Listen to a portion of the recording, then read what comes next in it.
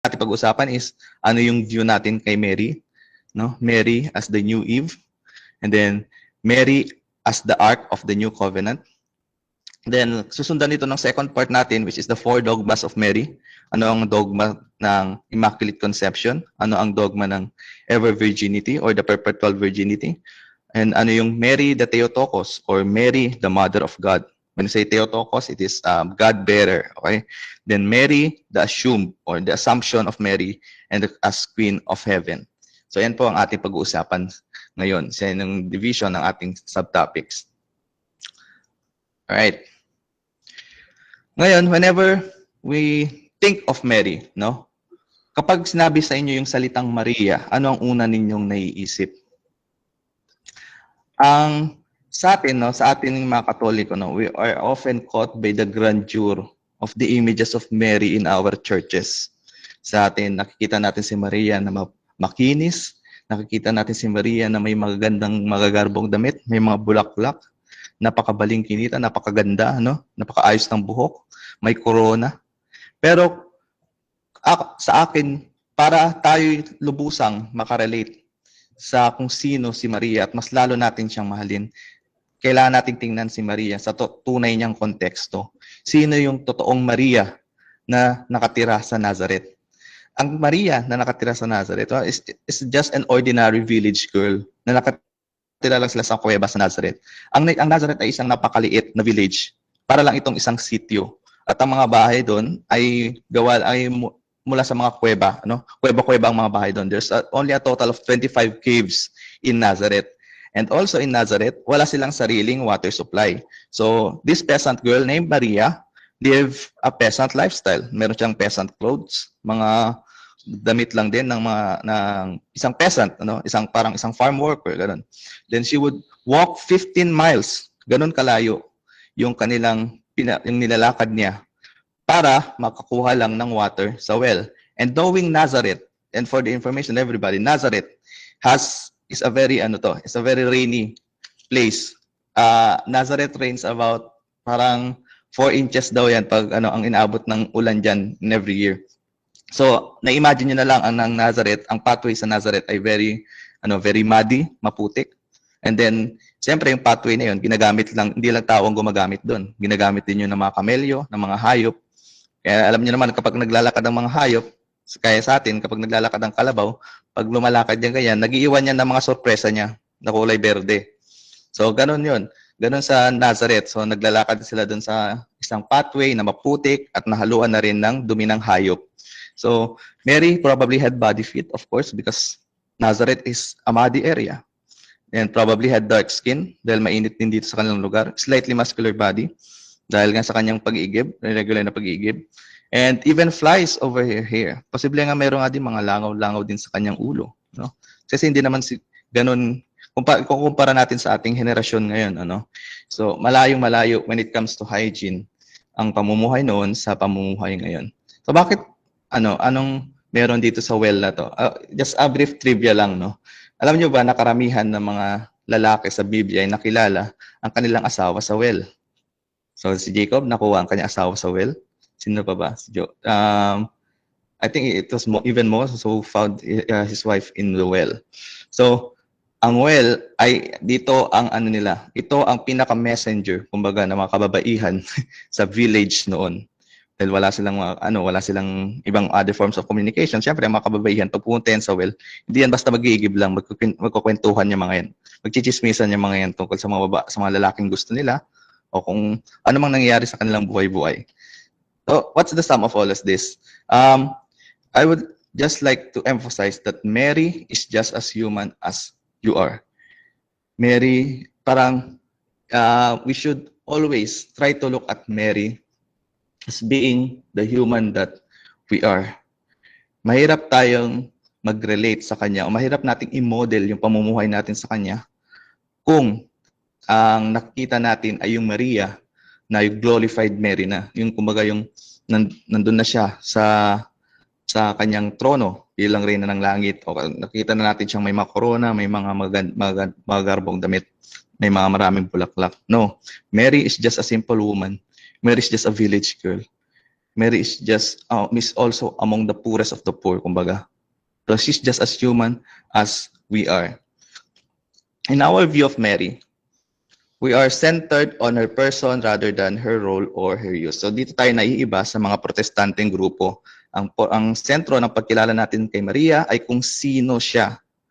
Okay? Sino nga ba talaga si Maria? Hindi natin sinasabi lang na ano yung role na ginampanan niya. Ano lang yung naging gamit niya sa Panginoon. Kumbaga, ano lang yung ginawa ni Maria para sa kaligtasan natin. Hindi doon ang focus natin. Ang kahalagahan ni Maria ay nasa kanyang personhood. So we view Mary as how God viewed her. Hindi naman tiningnan ng Diyos kung anong kayang gawin ng babaeng to. Hindi niya naman tiningnan na kung anong maitutulong kumbaga ng babaeng ito. He just saw who Mary is in her person. And also, when we view Mary, who she is also centered on who Christ is. So everything about Mary complements to Jesus. If you fail to define who Mary is, you will always 100% fail to define who is Jesus. Hindi mo siya makikilala ng lubusan kung hindi mo kinilala ng lubusan si Maria. Kaya yung mga grupong nagsasabi na Christ alone lang ang kailangan. Kailangan ko lang mahalin si Jesus at ako'y maliligtas na. Possibly. Pero mas makikilala mo si Jesus at mas mamahalin mo si Jesus kung kilala at mahal mo rin ang kanyang ina. Sapagkat hindi mo pwedeng mahalin ang isang tao na hindi mo lubusang kilala. Okay? Sa pananaw ng mga protestante, especially when they argue against Mary, para sa kanila, kapag napatunayan na nila na importante si Jesus, ibig sabihin, hindi na importante si Maria. Ganun ang kanilang mga argumento madalas. Kapag tinanong mo na bakit hindi mahalaga si Maria sa inyo, kapag ganito ang tinanong mo sa kanila, ang madalas nagiging sagot nila, pinapatunayan lang nila na si Jesus ay importante, which has no bearing into the initial argument. Kailangan nilang patunayan na hindi importante si Maria. Pero ang ginagawa nila, they prove rather that Jesus is important. Eh hindi naman ibig sabihin nun na kung importante si Jesus, ay hindi na importante si Maria. Hindi ito kagaya ng grace and sin. Kumbaga na nasa iisang category, kumbaga na kung ikaw ay sinful, wala kang grace. Kapag ikaw ay grace, malamang merong grace, malamang hindi ka makasalanan. So, dito, we could see that Mary, nalilito sila, pinupunta nila sa iisang category si Jesus at si Maria. Kaya para sa kanila, nasa extreme lang sila lagi na we should accept only Jesus and forget about Mary. No. So, Catholic view, everything about Mary complements to Jesus. So, the importance of Jesus also means the importance of Mary, and it works vice versa. Importance of Mary means the importance of Jesus. Because they are not in the same category. Hindi naman Word incarnate or the Son of God itong si Maria. No? Hindi rin siya Diyos, hindi siya deity. So we can give importance to Jesus as God, as the second person of the Trinity, as the human Jesus, and we can also give importance to Mary, not as God, of course, but we can give importance to her as the mother of Jesus and as the mother of God. Ngayon, papasok na tayo dun sa una sa ating mapananaw kay Maria na tinatawag natin si Maria at kinikilala din natin siya bilang the new Eve. Ano nga ba yung new Eve na tinutukoy natin dito? Okay, bago natin makilala ang new Eve, of course, kailangan nating i-reminisce or ibalikan kung sino yung old Eve. Kilala naman nating lahat si Eva, di ba? Sabi nila, siya yung nagdulot ng kasalanan sa buong mundo. Siya yung kumain ng prutas na pinagbabawal ng Diyos. May isang madre na nagsabi noon sa amin na hindi daw dapat sinisisi si Eva sapagkat nung mga panahon na tinutokso siya ng demonyo, ng serpent, ng ahas, ay makikita naman sa Biblia din mismo na wala din namang ginawa si Adan. Sino ang unang tumindig laban dun sa ahas? Hindi ba si Eva rin mismo? Although nag-fall siya, kumbaga, na kulangan yung kanyang pagpapaliwanag, kumbaga, yung pag-stud niya sa kanyang faith, well, at least she did, kumbaga. So, in some way, si Eva ang kauna-unahang defender ng ating pananampalataya in some way. So that's the old Eve, no? Siya yung kumain ng prutas. When she ate the fruit, doon na pumasok ang kasalanan. Kinain nila ni Adan. Si Adan at Eva kumain ng prutas, pumasok ang kasalanan, pumasok din ang kamatayan sa mundo. And when God saw it, ito ang kanyang sinabi. Nagalit siya. And then, nagalit din siya dun sa ahas. Ang sinabi niya sa ahas ay ito. Sa Genesis 3:15, sabi dito, and I will put an enmity between you, tinutukoy niya yung ahas, which is Satan, and the woman, and between your seed and her seed. And she will crush your head, and you will bruise his heel. Now, itong nabasa natin ito ay tinatawag natin proto-evangelium, or the first gospel, from the word proto, which means first, and evangelio, which is evangelio, alam naman natin, gospel, the good news. So this is the first ever prophecy found in the Bible of the coming of the Messiah. And the first ever gospel includes 3 major characters. So take note of these 3 major characters. Meron yung woman, the woman, there is the seed of the woman, and there is the serpent. And the woman, and together with the seed of the woman, will crush the serpent. Now, pupunta tayo dun sa kaduluduluhan naman ng Biblia, which is in Revelations 12. So medyo mahaba ito. So ito, from the perspective of, kunwari, nandito na tayo sa panahon ng Revelations na to.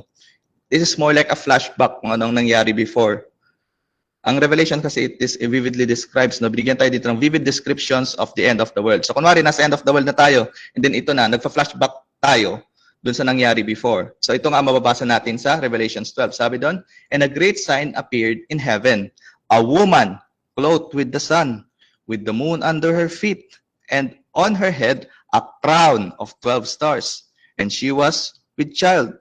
And the dragon stood before the woman who was about to bear a child, that he might devour her child when she brought it forth.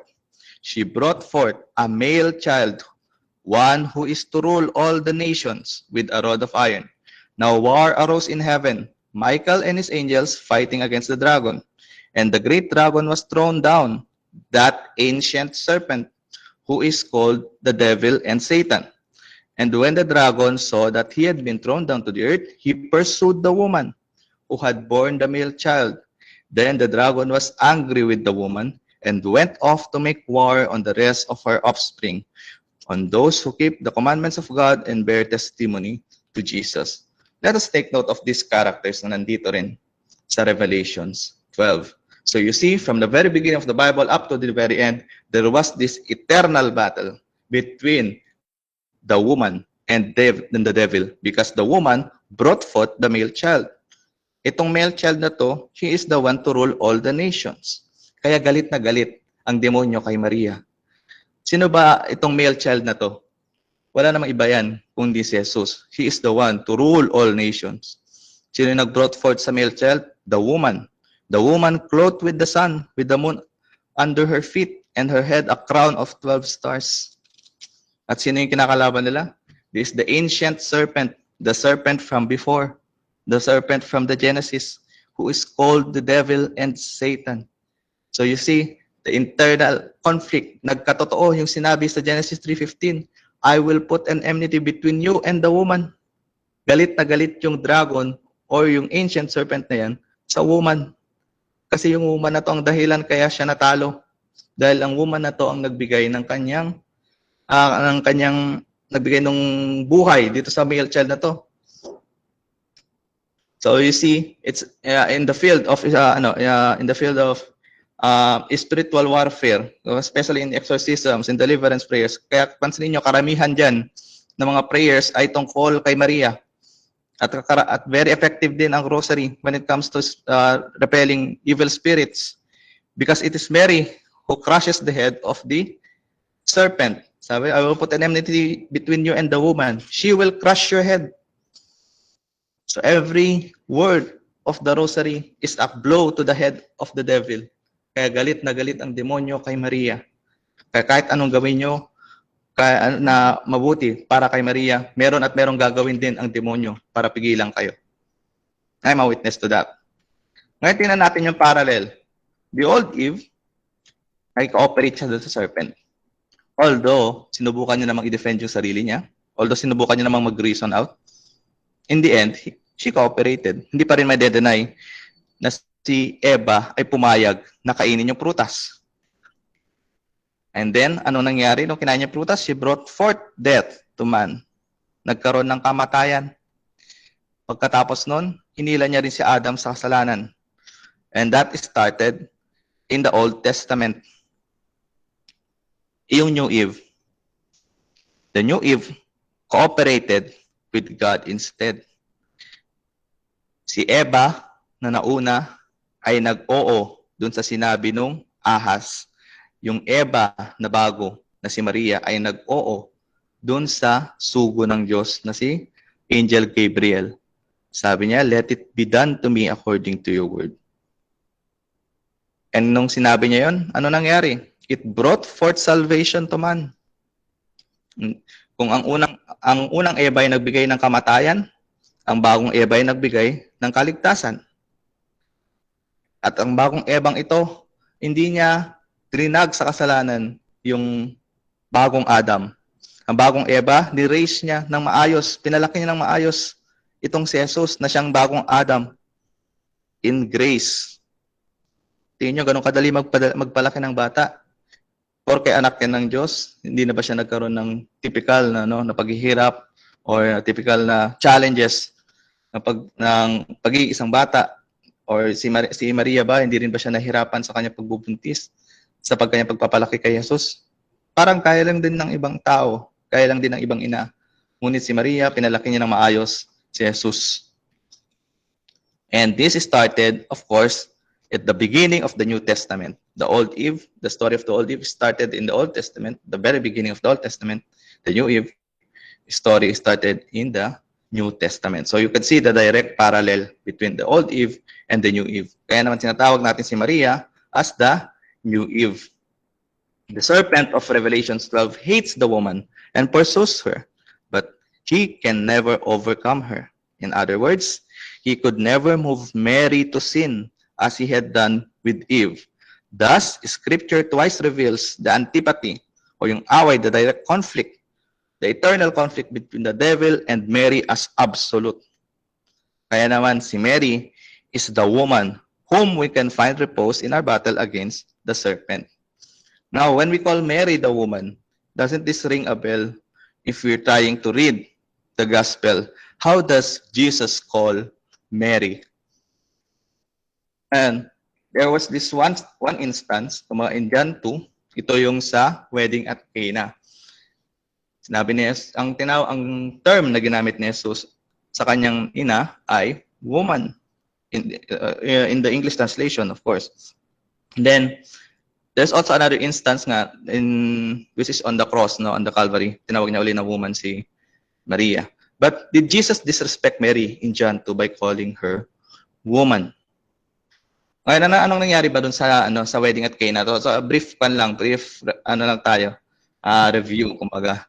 Ang nangyari sa John 2 sa wedding at Cana, di ba, nawalan ng alak yung ikakasal, na dumalo sila sa isang kasal at nawalan ng alak yung ikakasal, and then ganyan. Wala na silang may isa-serve na alak sa mga bisita. And Mary was serving at that wedding as intercessor. And Mary will soon serve as also serves as intercessor for us to the wedding to come. So kung babasahin natin ng Revelations, there's also a wedding to come between Jesus and the church. So pero bago tayo pumunta doon, dito muna tayo sa wedding at Cana. Si Mary is the intercessor between yung ikakasal at yung sa mga bisita. So nawala na sila ng alak. Problema sila kung saan sila kuha ng alak. Then until then, Mary had a bright idea. For 30 years, kumbaga inantay niya na magkaroon ng something from Jesus, no?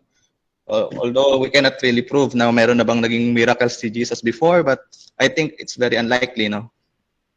So she was waiting for 30 years for Jesus to do something na to para magkaroon ng miracle mula kay Jesus. Then when Mary told Jesus of the problem, ang sagot ni Jesus sa kanya, "Woman, what has this to do with me and you?" Kumbaga, my time has not yet come. Ngayon, dinisrespect nga ba ni Jesus si Mary dun sa kanyang sinabing ito? Of course, Jesus would never disrespect his own mother. Alam na alam niya ang fourth commandment, no? Ang fourth commandment is to honor your father and your mother. Ang naging problema dito is that there was a lapse between the translation of the language. In the original Aramaic, ang ibig sabihin ni Jesus sa kanyang sinabi, yung ginamit niyang term, originally meant madam. So it is it is an address of high respect to a woman. And also, nung sinabi ni Jesus na, what has this to do with you and me? Hindi nagko-complain si Jesus doon, but he was actually accepting. Jesus calling her woman is actually an affirmation of who Mary is in the salvation history. Anong term kay Maria? Sa prophecy, she is the woman. And Jesus has twice or more than twice affirmed that Mary is the woman in this prophecy. That's why he called Mary as woman. Because she is the woman of the new creation. My hour has not yet come. Nung sinabi ni Jesus ito, sabi niya, my hour refers to Jesus' passion and death. Kasi pag kapag ginagamit itong term na to ni Jesus, it always refers to his passion, death, and resurrection. So anong ibig niya sabihin nito? Hindi naman siya nagko-complain. He was accepting it. Andito pa ako, malayo pa yung oras ko, kumbaga.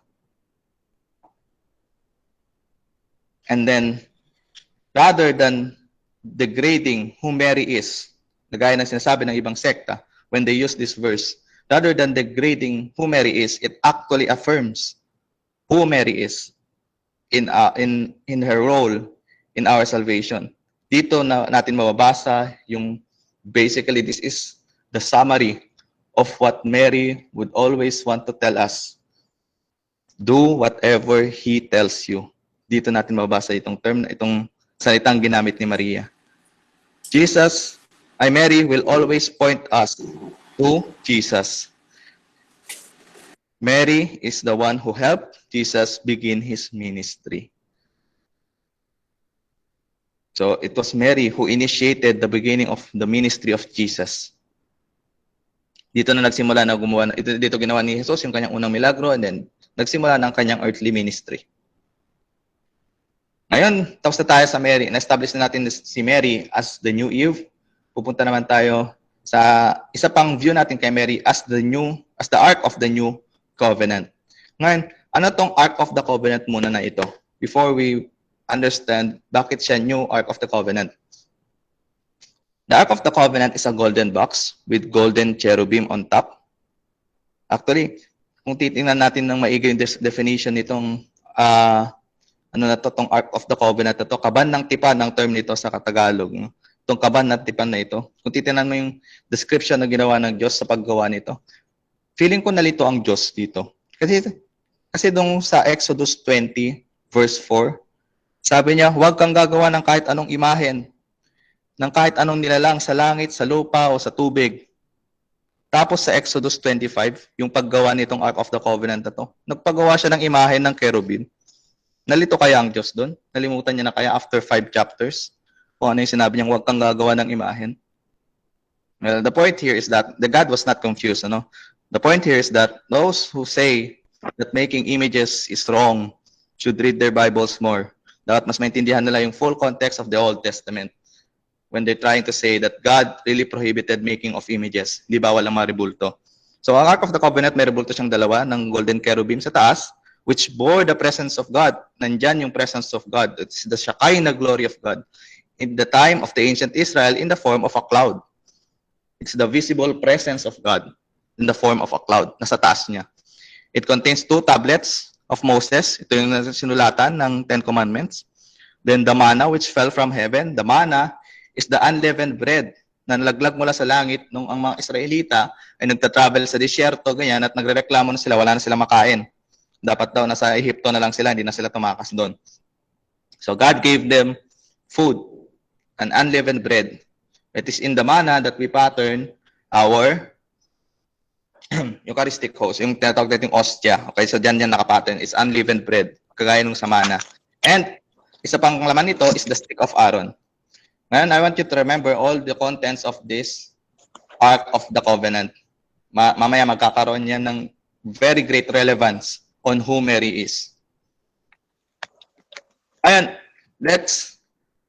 when we try to establish Mary as the Ark of the New Covenant, makikita natin yung direct parallel nito when we try to read the narrative of Mary's visitation to Elizabeth, found in Luke 1, verse 39 to 52.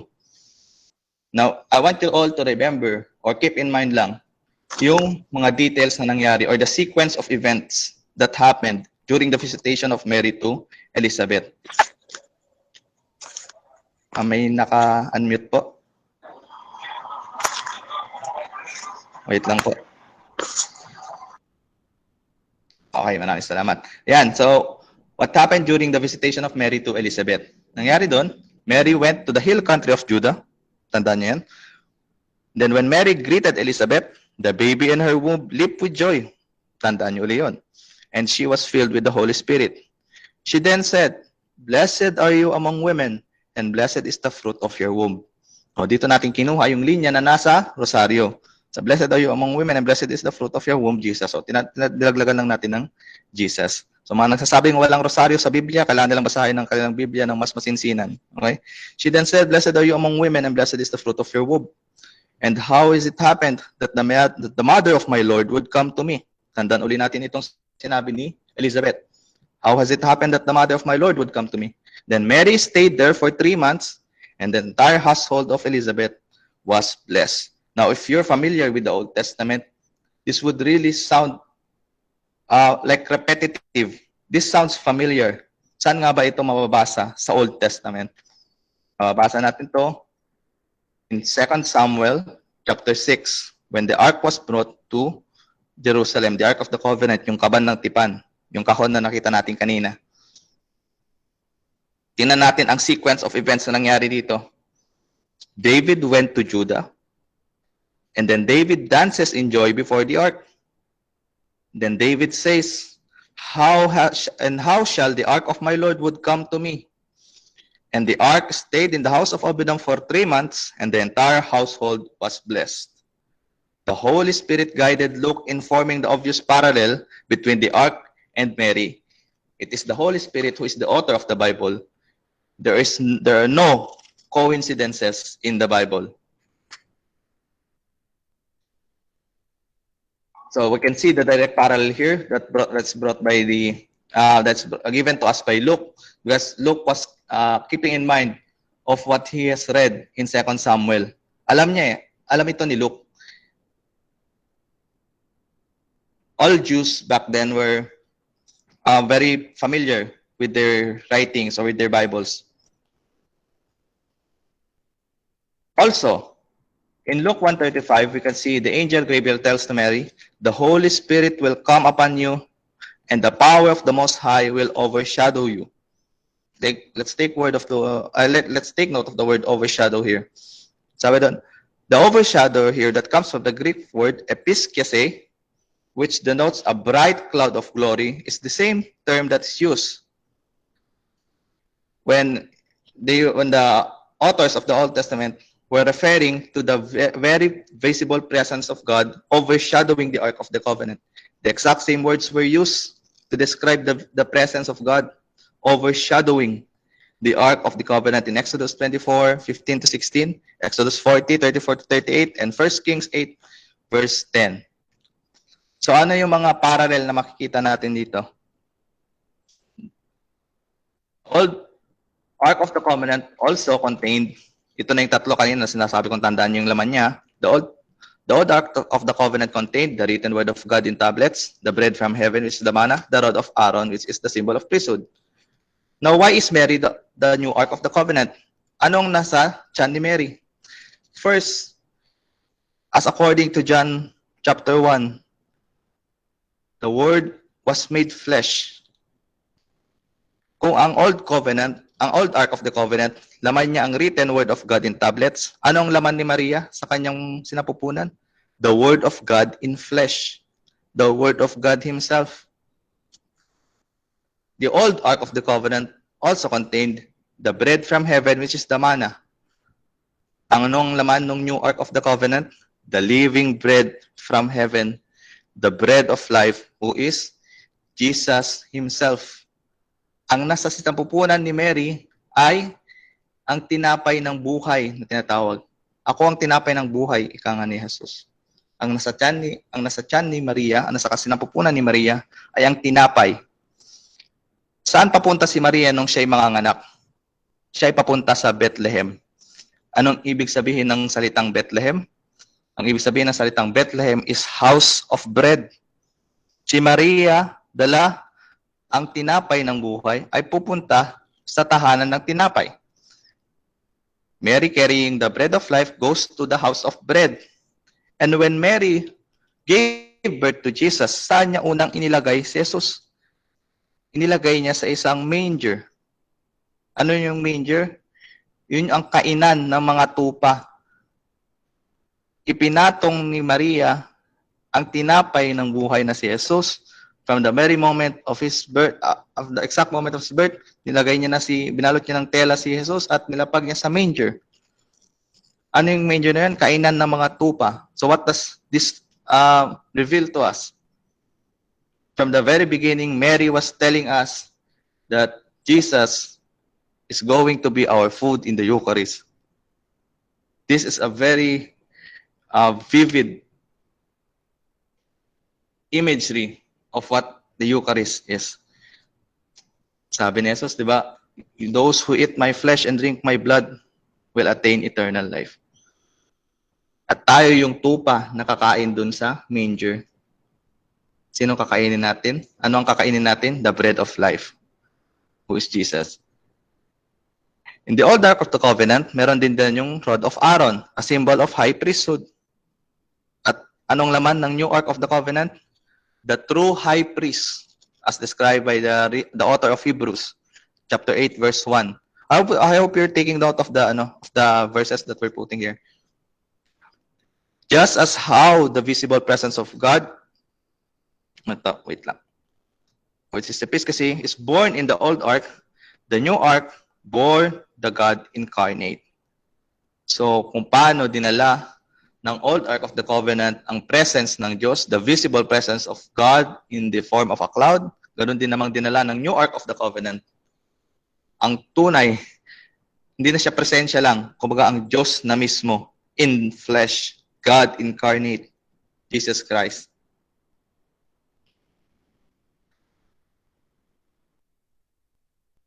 Before the vision of the new Eve in Revelation 12 na ating nabasa kanina, di ba? Sabi doon, I saw the heavens and the woman clothed with the sun sa Revelation 12. Mababasa natin ito prior to that. And the temple of God so opened in heaven, and there was seen the ark of the Lord. And there were lightnings and voices and thunderings and an earthquake and a great hail. This is in Revelations 11. And let us take note that way back then when this is being written, nung sinulat ito ni Juan, ay wala pa itong mga chapters, wala itong separations. So, the appearance of the ark that immediately precedes the appearance of the woman indicates that there's only one reference.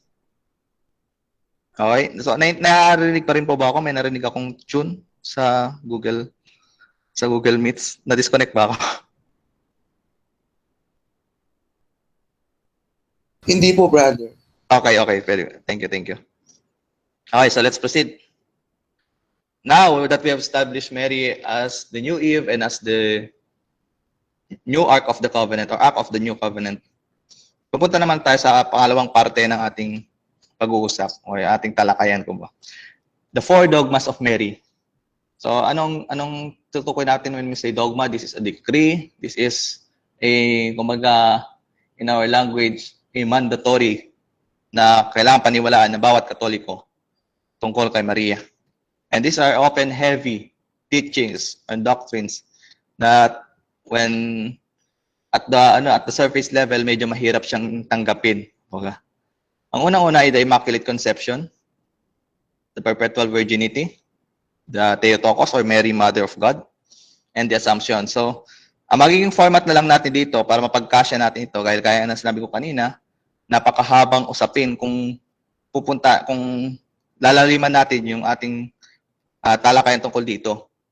So, Ang mangyayari, magkakaroon na lang tayo ng simple Q&A format. Mag-present ako ng question, then there's the answer. Ganun na lang siya mangyayari dito on most cases. Then I will also give the brief description of what each dogma means. Okay, punta muna tayo sa Immaculate Conception. Now, the common Protestant objection that you would meet dito sa dogma na to is that sasabihin nila, nothing is special with Mary. Pinanganak siya gaya ng ibang tao na makasalanan din. Kasi the Immaculate Conception says that Mary is born without sin, without original sin.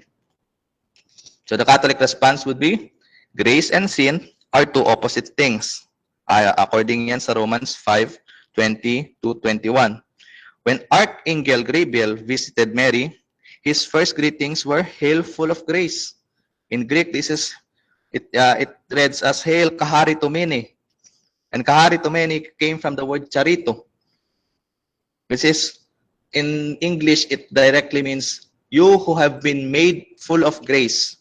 It is in a past participle form. So dati na siyang full of grace. Kumaga, "Hail, full of grace, the Lord is with you."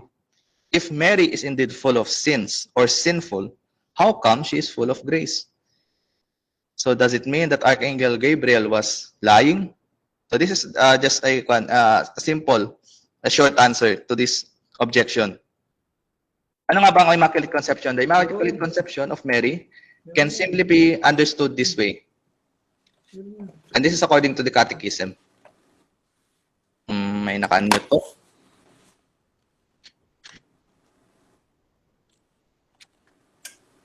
Unmute po. Okay, thank you.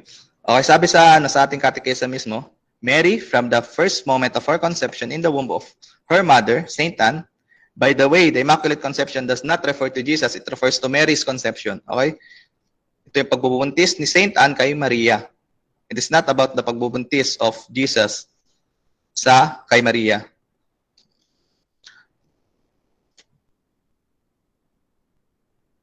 Mary, from the first moment of her conception in the womb of her mother, Saint Anne, was preserved free from all stains of original sin. So this is the shortest definition of Immaculate Conception.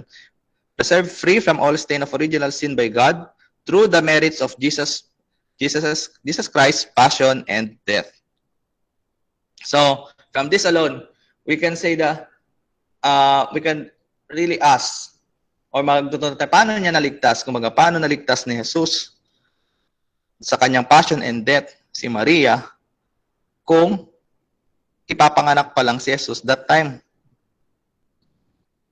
So, dito natin ma-derive kung yung dalawang uri na salvation na sinasabi. We have redemptive salvation and preventive salvation.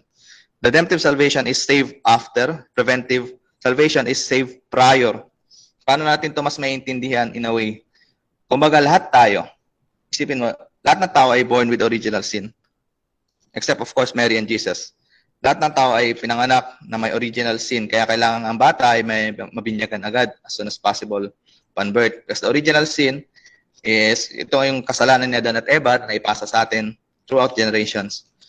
So lahat ng tao ay pinanganak with original sin. So imagine, we are all born in a pit of mud. Lahat tayo, kumaga, ay naipanganak sa isang na nasa loob na ng putikan, kumaga, nasa putikan. At madumi ng mga damit natin. Ganun. And then kailangan natin na magliligtas sa atin mula sa putikan na yon. That is redemptive salvation. Kapag ikaw ay nabinyagan, natanggal na yung original sin mo, redemptive salvation yun. Kasi tinanggal yung puti kumaga sa katawan, yun niligtas ka sa kaputikan. Preventive salvation can be understood in a way that bago pa man din ipanganak kumaga sa putikan yung isang tao, pinigilan na siyang mapunta doon in the first place. Hindi siya pinanganak sa putikan. Kumbaga, bago pa siya mahulog sa putikan, pinigilan na siya. That is preventive salvation. Pero paano nga ba na-i-apply ang merits nung passion and death ni Jesus kay Maria? Paano niya niligtas si Maria? Let us all remember that God is not limited by time and space.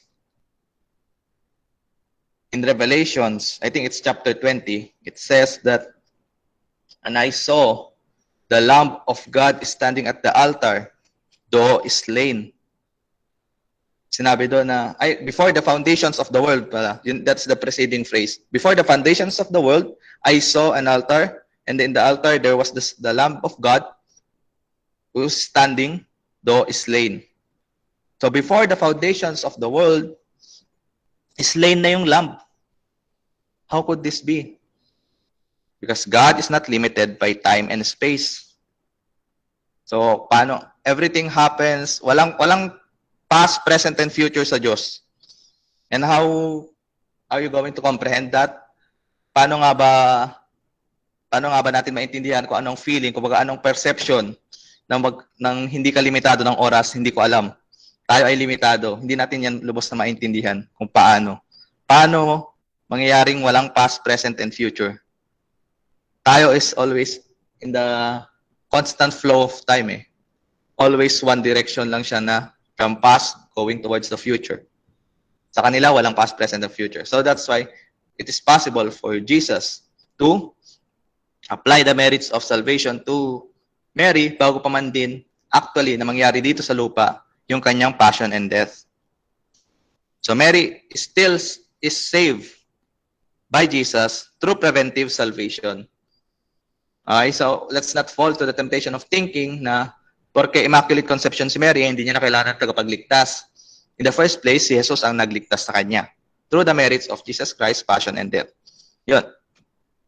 So, there would be a question, would say, why would God create an immaculate ark for His Son to dwell? Ba't kailangan niya pa ng immaculate? Kailangan niya pa ng immaculate dwelling. Ba't kailangan immaculate si Mary? The answer would be, why not? Ito ang pinakamadaling answer. Why not? If God is to entrust His Son into a body of a mortal, and knowing that God has the power to do so, won't He want someone who is perfectly clean like the first woman He made before the fall? Kung ipagkakatiwala niya ang kanyang pinakamamahal na anak sa katawan ng tao, basta na lang ba siya pupulot ng kung sinong babae dyan nagmula sa lansangan na alipin din ng kasalanan? Hindi niya gagawin yun. Because God knows an impure cannot produce something pure. This is read on Job 14 verse 4. The only quality of a woman fit to become the mother of God is no other than an immaculate woman. Kung kakain ka ba, mas gusto mo sa maduming plato kaysa sa malinis na plato? Knowing that you have the ability to clean the plate. Diba? So, if God is to entrust His Son into a mortal's body, of course, ang pipiliin niya ay isang immaculate. Immaculate means clean. Walang stain, walang bahid ng kasalanan.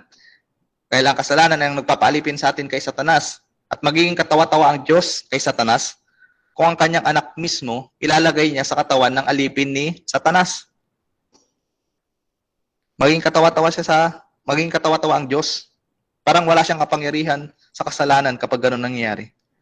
God is more powerful than sin. And the preventive salvation that's given to Mary, the preventive merit, kumbaga, na binigay kay Mary is a special case, kumbaga, na pinili ng Diyos para sa kanya, para sa kanyang gagawin.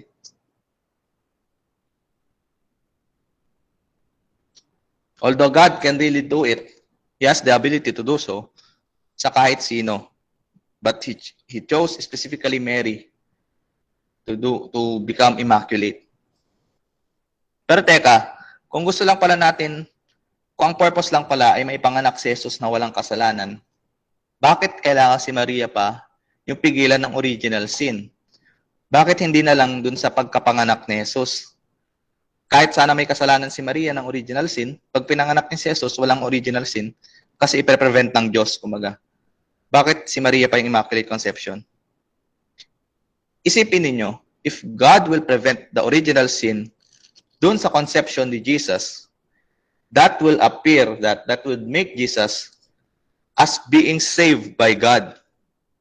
Pinigilan ng Diyos ang sin na pumasok sa katawan ni Jesus. Therefore, Jesus would be saved by God. But that would be a contradiction.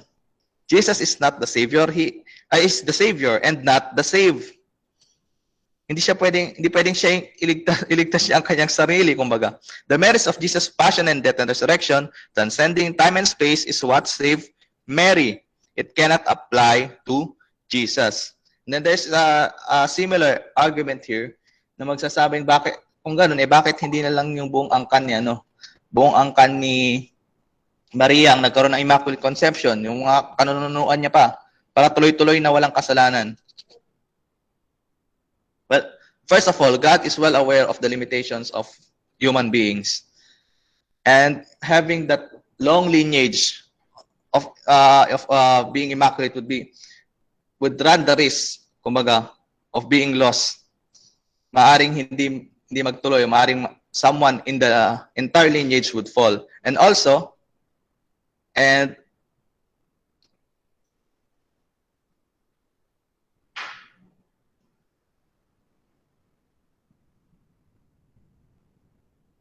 also, like what I've said, pasensya na may dumating lang.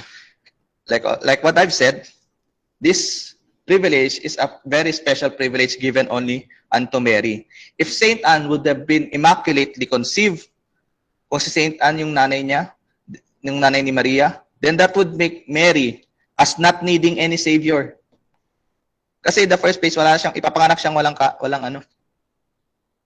Pinanganak na siya sa isang immaculately conceived din. And that would be a very serious problem, kumbaga. That would rather make Mary as more godlike, kumbaga. Does treating Mary as immaculate or sinless make her equal to God? Of course not. The first creations were immaculate. They were created by God as not having original sin. There was no sin in the first place when God created Adam and Eve. And by treating Mary as immaculate, we don't treat her as God. We don't even worship Mary, but only ask for Mary's prayers. Sabi nga ni Santiago, the prayers of the righteous are powerful. Kung ang prayers ng righteous ay powerful, paano na lang kaya ang prayer ng someone who is full of grace? Like I've said, Mary was pre-image, kumbaga, as intercessor during the wedding of Cana. Just kung paano naging intercessor si Mary dun sa kasal sa Cana, ganoon din siyang magiging intercessor sa atin patungo kay Jesus. And she will always lead us to what she said, na do whatever Jesus tells us. So yun, that pretty much sums up the Immaculate Conception. Okay, so if you have any questions, you're free to ask them at the end of the talk. Papasok na tayo sa perpetual virginity. Now, Protestants would say that Jesus had half-sisters. And I think that many Catholics also believe this, that Jesus had half-sisters, although they are not named or numbered. God blessed and graced Mary by giving her several children. Sabi kasi sa Matthew 13:55-56, may mga kapatid si Jesus. Catholic response would be a simple thought experiment or say a simple question. Would there be any other man in this world worthy to share the same womb as the Son of God himself? To think that many other people were born in the womb of Mary doesn't cheapen Mary, but it cheapens who Jesus Christ is. So you see, if you really fail to define who Mary is, you would really fail. It necessarily follows you would fail to define who is Jesus Christ. Hindi mo makikilala ng lubusan si Jesus o maaring si Jesus lang din ang bumaba sa iyong sariling pananaw kung i-cheapen mo lagi si Mary. Perpetual virginity is defined by the Church as this. The Church has always understood the passages as not referring to the other children of Mary. In fact, dito ang minention na si James and Joseph, na brothers of Jesus are the sons of another Mary, a disciple of Christ, whom St. Matthew significantly calls as the other Mary. So if you're going to read the Bible, its proper context, in the interconnection between the Gospels, mas maintindihan natin siya rather than ina-isolate natin yung understanding sa iisang verse, sa iisang group of verses. They are close relations of Jesus according to an Old Testament expression. Also, the word used in ano kasi, in the Aramaic language, there's no different words between brothers and cousins. Okay, so in Greek there could be there's adelphoi, there's adelphos, then there's another term for another relative. But in the original Aramaic, there's none. Kasi in the culture of this, in Nazareth na lang, they live in caves. There's only 25 caves in Nazareth, and there's around 400 people living in Nazareth. And it's a very small village. So it's very probable that people of the same bloodline or magkakamag-anak ay nakatira lang din sa isang kuweba. Kaya pag lalabas yung mga yan, kahit magpipinsan yung mga yan, naglalaro sila, mapupunta sa labas at maglalaro, they would be para silang magkakapatid kasi galing lang sila sa isang bahay. Nakatira sila sa isang bahay. So the term would be used as brothers. Ganun ang language usage in Aramaic. Also, how can this be, I know not a man?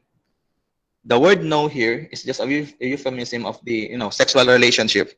It's a biblical euphemism. How can this be, I know not a man, is not a response of a woman who is espoused to a man. They were married. Her response will not make any sense unless she is vowed to perpetual virginity.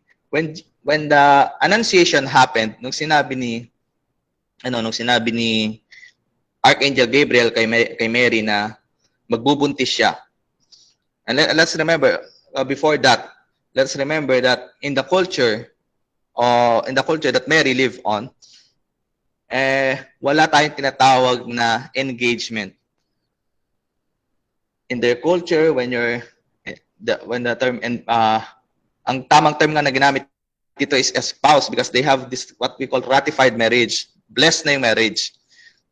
However, the marriage existed while Mary also had a perpetual virginity vow. Kumbaga, she had a vow to keep her virginity. Mamaya malalaman natin kung saan galing yung thought na yun. If, halimbawa ikaw, you are married to a man, you're currently married to a man, and someone will tell you, ikaw ay magbubuntis. You will bear a son in the future. You will, that's the term will, bear a son. You will bear a child.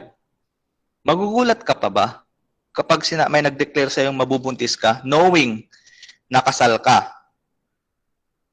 At of course, may balak ka namang magkaroon ng sexual relationship with your spouse. Would it make sense then for Mary to give this response na how can this be? I know not man. Kung siya ay may balak talaga magkaroon ng sexual relationship with Joseph. So it will not make any sense unless meron siyang vow of perpetual virginity. There's a very old source. Of course, this is called the Proto-Evangelium or the Infancy Gospel of James, written around 120 AD, which describe the childhood of Mary and how she met Joseph. Makita niyo yung relevance nito sa current understanding natin kung sino rin si Saint Joseph. Mary vowed to service at the temple, gaya ng temple na sinasabi sa 1 Samuel 2:22, knew well enough that she cannot pursue an ordinary course of a woman's life. By the way, a vow of perpetual virginity is not very hindi naman to very rare sa kanilang kultura before in their religion. You see, Saint Paul himself was chaste. He lived chaste. Wala naman siya naging sexual relationship. And even Jesus, wala naman siya naging sexual relationships. So Mary knew well enough that she cannot pursue an ordinary course of a woman's life such as motherhood, but rather vowed to a life of perpetual virginity in the service of the Lord. So meron talagang mga ganitong kind of vows, no? Makikita natin to in 1 Samuel 2:22. Mga ganyan. Kagaya ng may mga woman kasi doon. And then there's this group of women who was vowed to virginity and then they fell and they had sexual relationships with Eli. Basta yan, andun yung story, kung ba, andun yung reference, na meron talagang mga ganitong babae na nagkaroon ng perpetual virginity vow. Also, a good thought here is that since we have established that Mary is the new Ark of the Covenant, let's take a look at what happened when someone irreverently touched the Ark in the Old Testament. It was Uzzah. Si Uzzah, with good intentions, kasi tinatravel nila yung Ark of the Covenant, and then biglang nag-stumble yung oxen o yung baka na naghihila ng kariton. Malalaglag yung kabad ng tipan, sinubukan niyang saluhin with good intentions. But because of this irreverent act, hindi siya worthy na haplusin or hawakan yung Ark of the Covenant, the Ark of the Covenant. Hindi siya, bigla siyang namatay at that moment. Wait lang, naikuan natin. Napindot ko yung dito. Yan. When someone irreverently touched the Ark of the Covenant, they died. And Joseph knows this very well. Alam niya, Joseph knows his Bible. Joseph knows of the laws. So, Joseph, being a righteous man, would never touch the new Ark of the Covenant because he is humble. Right? Even if he is righteous enough, he would not assume such righteousness to feel worthy to touch the Ark of the Lord, the womb that bore the second person of the Trinity. Mayroong mga pastor na magsasabing si Joseph, tao lang din yan, lalaki din yan. Kailangan niya rin ng sex. Siyempre kasal siya kay Mary. Ganun yung kwento ni Brother Noe Dora. He was a former pastor. Kasi ang rason niya daw noon, si Jose parang ako lang din. Siyempre kung ako man si Jose, gusto ko rin din magkaroon ng sex life dun sa asawa ko. Until he realizes that Joseph is not like anyone. Hindi naman ako si Jose. Hindi naman ikaw si Jose. Joseph is a righteous man as described by the Bible who obeys the will of the Lord. Was there any word in the Bible was there any word in the Bible that tells of any word is spoken by Joseph? Wala. However, it doesn't mean na pipi si Jose. It just means that Joseph is a man of action. He obeys without complaining. He obeys without telling a word. Ganito ka-righteous si Joseph. Joseph was aware also of their special marriage. And also, if you're going to think about it, if Mary indeed had a normal sexual relationship with Joseph, how come na wala pang kapatid si Jesus nung siya ay 12 years old, nung siya ay nawala sa Jerusalem? Surely, at least man lang sana, Mary would have been mentioned to be pregnant at that time because that's already 12 years after the birth. Pero hindi siya buntis because wala nga silang naging normal sexual relationship ni Joseph. And by the way, wala pang pills nun. Wala pang mga contraceptives nun. So how come that after 12 years of the birth of Jesus, wala pa silang naging ibang anak kung talagang meron silang normal sexual relationship? Well, wala. Dahil wala talaga silang naging relationship na ganun. Other important considerations to consider. First, notice how the brethren of Jesus, yung mga kapatid ni Jesus na ito na sinasabi doon sa Bible, publicly expresses their disbelief to Him. Hindi sila naniniwala sa Kanya. Ayaw nila sa Kanya, kumbaga. Never in the culture of the Jews or in Israel, sa buong Israel, that a younger sibling, kung talaga mang mga kapatid ni Jesus itong mga to na mas bata sa Kanya, that a younger sibling be publicly rebuking their older brother, especially a firstborn.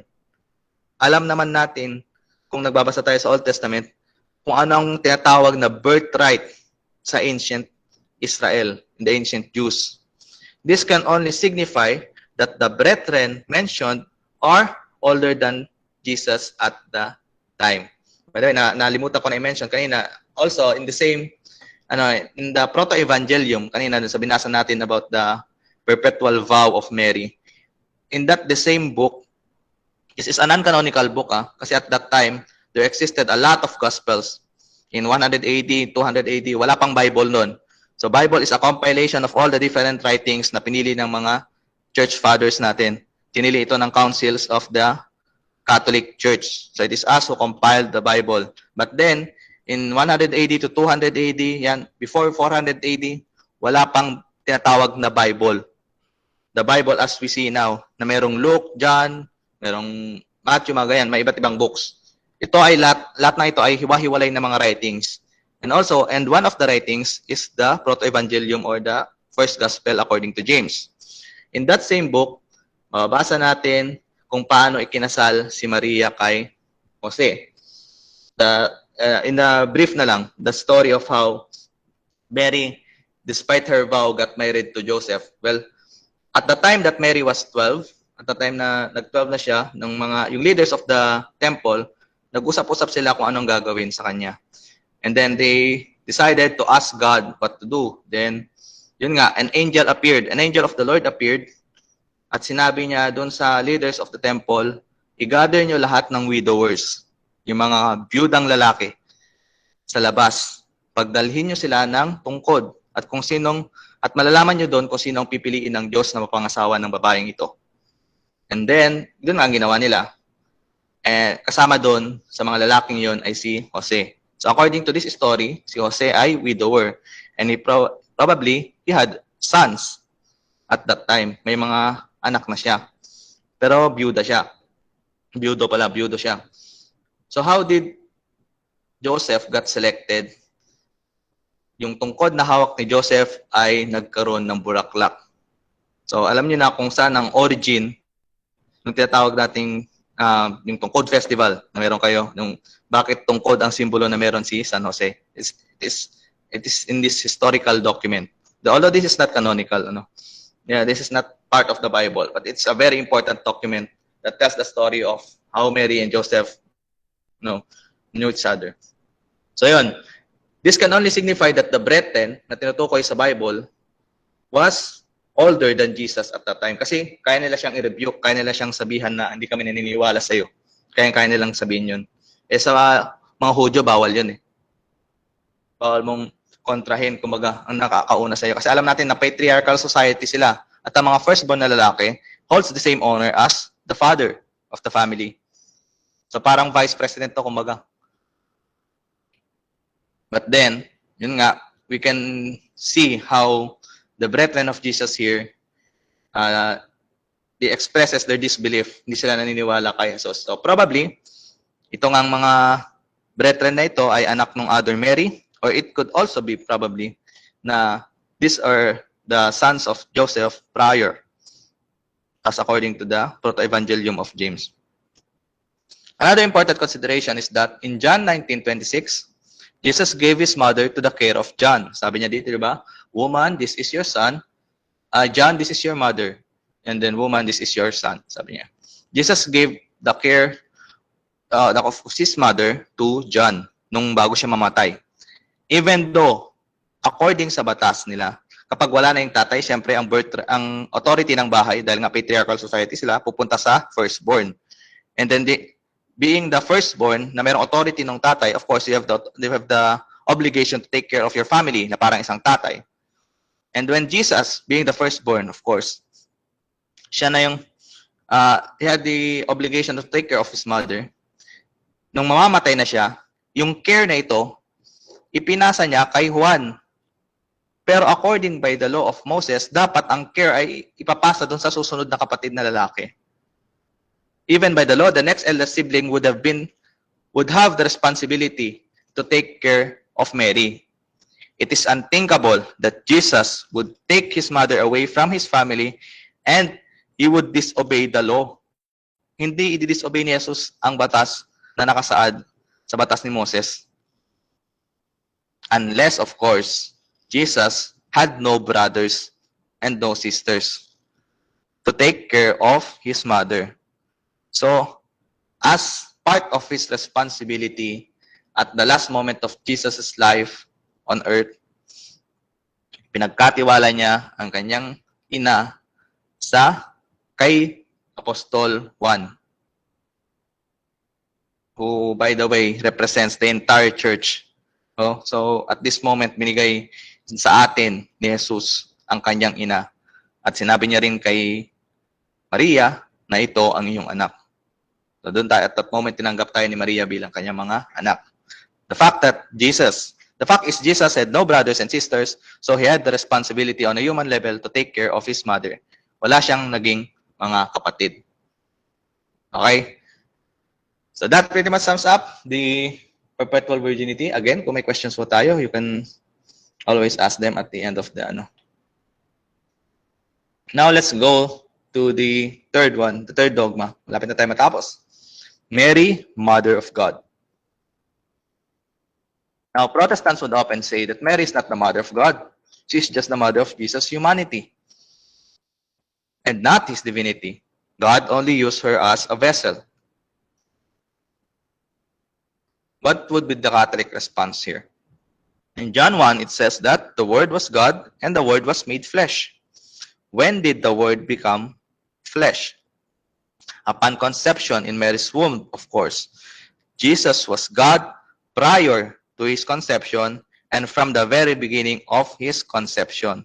Thus, Mary is the Mother of God.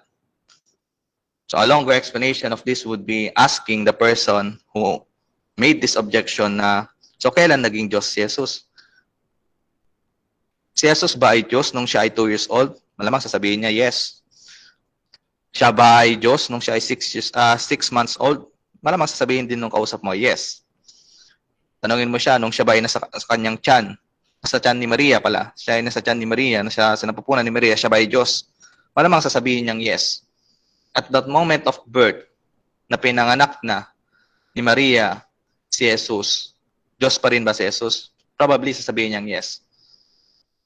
And by that, we could establish that Mary indeed became the Mother of God, because ang pinanganak niya is truly God from the very moment of conception. Now, the Theotokos, or in Greek, this means God-bearer. Theo and Tokos, God-bearer, is the first and greatest of all Marian titles and God's supreme gift to Mary. This is the foundation in the order of grace of all other Marian dogmas and doctrines. So ito yung kauna-una, pinaka nasa tuktok, kumbaga. It's the greatest title that there is for Mary. This Marian dogma presupposes what all Christians believe, that Jesus Christ is God. Indeed, it is from this foundational truth that the Theotokos, or Mary, that the doctrine that Mary is the Mother of God necessarily follows. If Jesus Christ is truly a divine person, or if Jesus Christ is truly God, then Mary, the Mother of Jesus, is the Mother of God. And nagkakalituhan kasi tayo dito, even in our sa mga kaibayan natin sa pananampalataya, ano kasi yung tinutukoy natin sa term na God? Kasi sasabihin nila, di ginawa niya na siyang nanay ng Trinity. Paano nagkaroon ng nanay ang Diyos? Eh siya ang gumawa ng lahat. Teka lang. Okay? What do we mean by being Mother of God? Ano ba yung God na tinutukoy dito? The word God as a term can refer to either of the following. It could refer to the whole Trinity. It could refer to the Father alone. It could refer to the Son. It could refer to the Holy Spirit alone. Or it could refer to the divine nature. Okay? Gaya nung nasa Nicene Creed na true God from true God. The divine nature from divine nature. So the term God could refer to either of these. When we say that Mary is the Mother of God, we mean that Mary is the mother of Jesus, who is God. We don't mean to say that Mary is the mother of the Trinity or any of the other persona. Naintindihan po ba? The Mary is the mother of Jesus. That's why Mary is the mother of God, because Jesus is God. We don't mean to say that Mary is the mother of the entire Trinity. We also don't mean to say by Mary being the mother of God that Mary is the source of existence of Jesus. No, Jesus existed before Mary. Jesus was God before Mary. But what do we mean by the term dito naman i-define na natin yung term na motherhood, although hindi ko na nilagay sa slide. Of course, basically, motherhood means carrying a person in your womb and giving birth to that person. That's the most basic meaning of motherhood. Kapag si Jesus dinala ni Maria sa kanyang sinapupunan, and si Maria binigyan siyang nagluwal kay Jesus. So therefore, Mary truly became the mother of Jesus. And if Jesus is God, then it follows that Mary is the mother of God. Gets?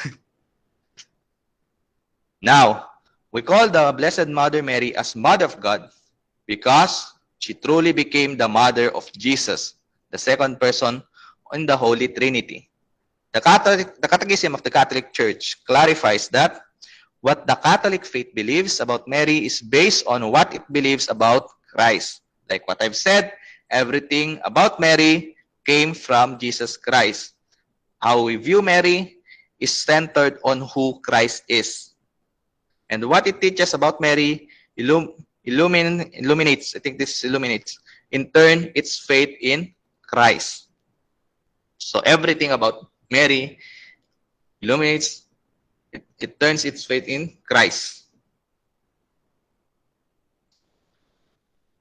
Those who deny that Mary is the mother of God would be trapped into either of these assumptions. Maaari nilang ma-deny na si Jesus ay hindi tunay na Diyos. Or baka nagkaroon lang siya ng pagka-Diyos, kumbaga. And with this, ang pinaka-common form ito ay sasabihin nilang naging Diyos lang si Jesus upon or after his birth. So parang naging grant lang yung pagiging Diyos ni Jesus. To see how misdefining Mary could misdefine Jesus. Another assumption that they could fall into is that there are two Jesuses, one human and one divine. Parang magiging two persons na ito. Pagsasabihin nila yung pagkatao lang ni Jesus ang pinanganak niya. Hindi niya pinanganak yung kanyang pagiging Diyos. But what we should understand is that ang pagiging Diyos at ang pagiging tao, these are what we call as natures. Kalagayan, I don't know of the proper Tagalog term. This pinakamalapit siguro dito ay kalagayan. Pagiging Diyos, pagiging tao. And these two natures is found only in one person. That is Jesus. So in Jesus, there are two natures. One human and one divine. And they are not separate, they are united through the hypostatic union. And there's more of this. We'll soon have a topic about Jesus' divinity. Malalaman natin kung paano naging tao, 100% man, 100% divine si Jesus. So soon, we will have a separate topic for this. Another assumption would be, a confusing Jesus. Hindi mo alam kung kailan siya naging Diyos. Tao ba talaga ito? O baka naman hindi siya tao, Diyos lang siya. O baka naman Diyos lang siya, baka naman tao lang siya, hindi sa Diyos. Okay, ito yung magiging trap kapag dinenay mo that Mary is the mother of God. This is what happened to the council in Ephesus, by the way. Nung dineclare ito as dogma. Kasi magkakaroon lang ng dogma ang isang kapag nagkaroon ng disagreement between and among the bishops or in the vast majority of the faithful. At kailangan i-clarify ito ng ating magisterium. Kailangan nila magkaroon ng decree, kumaga na ito ang pinaniniwalaan natin. Doon nagkaroon ng dogma of the Mary Mother of God in Ephesus. Kasi there's this one bishop who said that hindi daw ipinanganak ni Maria ang pagiging Diyos ni Jesus. Hindi daw siya ang Mother of God. I think this is called Nestorianism. This heresy is called Nestorianism from the Bishop Nestorius.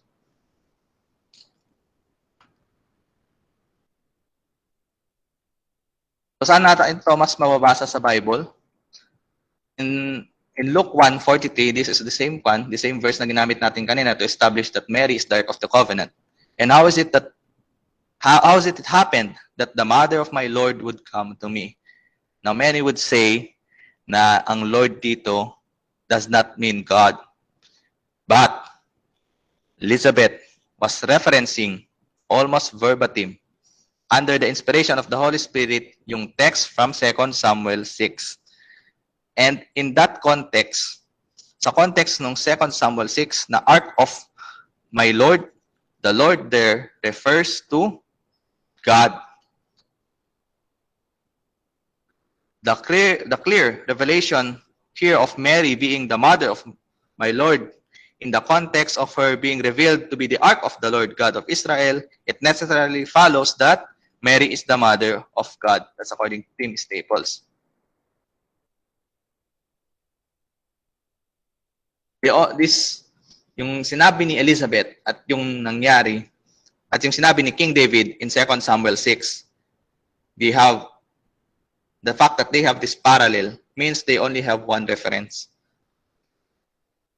Okay, let's go now to the last one. This is the assumption of Mary. Okay pa ba? Nandyan pa po ba kayo? Baka tulog na. Andito ba, brother? Nice. Thank you. Thank you. Okay, now, about the assumption of Mary, this is a very long topic. Nandito pa po, sir. Yes. So, from the highest title, from the most controversial title, kumaga, the Mary Mother of God, pupunta na tayo ngayon sa pinakamaganda na title or the dogma of Mary, which is the Assumption. This is the dogma of hope, kumbaga, for us Christians. But before that, of course, let's take a look at what Protestants often say about the Assumption of Mary. Sabi nila, Mary's assumption is also just an assumption. Ina-assume lang natin ito. Only Jesus ascended into heaven. The Catholic response would be, tama naman, only Jesus ascended into heaven with his own power. Mary was assumed, not ascended, with her son's power. Mary cannot ascend into heaven dahil wala siyang power. Jesus can ascend into heaven because Jesus is God. How did Mary was only assumed into heaven? By the power of Jesus. But at bakit nga makukunin ni Jesus si Maria? Because where there is the king, there is the queen. Ngayon, mas mabigyan itong linaw mamaya.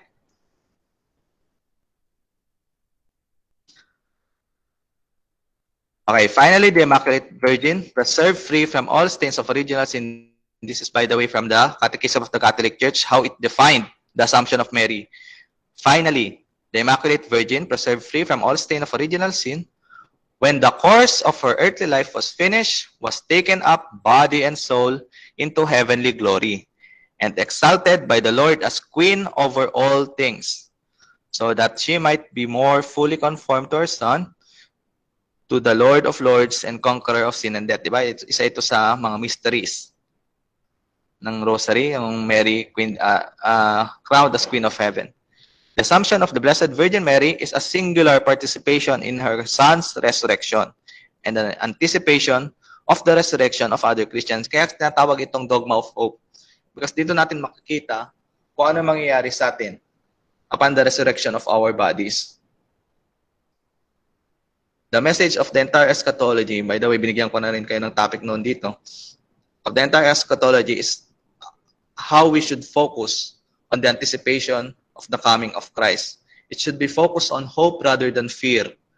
Kapag magbabalik na si Kristo, kasi kapag binibigay sa atin yung mensaheng to, laging nakafocus sa fear.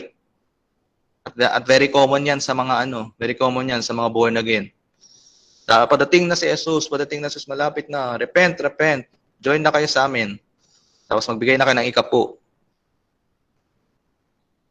So, ganun ang focus ng eschatology ng ng iba sa atin, the focus is hope. And the Assumption of Blessed Virgin Mary gives us an image of what is our destiny in the eyes of God, na tayo soon will be taken up into heaven after the resurrection of our bodies. This according to CCC, or the Catechism of Catholic Church, paragraph 966.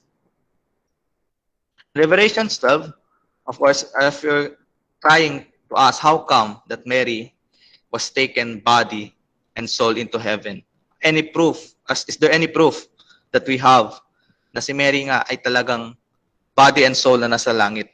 So in Revelations 12, ito rin yung ginamit natin kanina. Kung mapapansin nyo, paulit-ulit ang ginagamit nating verses because every verse, everything about Mary is, kumbaga, link. Bawat isa sa mga dogma na to or sa lahat ng view natin kay Mary ay link lahat yan. Hindi siya pwedeng i-isolate, kumbaga. And the Bible is teeming with verses that complements to Mary. In Revelations 12, the woman depicted is described as having the moon under her feet and on her head as a crown. Kung papansinin niyo elsewhere in Revelations and in other parts of the scriptures, yung mga saints na nasa langit, they are referred to as souls who had been slain or the spirits of man made perfect. So they are spirits and souls. Pero only this woman was described to have a feet. Meron din siyang head. May crown nga siya eh. Now why? Bakit siya mayroong ganitong description? Bakit may ganitong description yung mga saints? Bakit souls and spirits lang sila? Because they do not have their bodies. Kasi nga magkakaroon lang tayo ng bodies kapag nangyari na yung parousia, tinatawag, or the second coming of Christ, and then there would be the general judgment, and then there would be the resurrection of the bodies. And then after noon, the glorified body will enter heaven, mag-unite ulit sila sa ating soul. And then doon na tayo, we would live to be eternally contemplating on the vision of God. However, at this moment, they are still souls. They do not have their bodies. They are these embodied souls or spirits. But the woman, with the special exemption of Revelation 12, is portrayed as having a body with a head and a feet. So this only proves that Mary indeed, or the woman indeed, had her body and soul intact in heaven. So wait, if Mary is the Immaculate Conception at wala siya naging kasalanan, and death is the consequence of sin, does it mean that Mary did not die, or did Mary die? Namatay nga ba siya o hindi siya namatay? Now let us before we go deep into the thought of whether Mary died or not, because of her lack of sin or non-existence of sin in her body. Let's also not forget that Jesus, despite not having sin, still died. So there's a difference between immortality and the possibility to die. Kumbaga. Although it was necessary for Mary to die, unnecessary na siya. Kasi nga, she was conceived without original sin. Sin has no strings on her. So therefore, it was unnecessary for her to die because she never sinned. Many theologians believe that Mary chose to die to participate with her son's death. And I also believe this on my part, on my personal part, I believe that Mary indeed chose to die.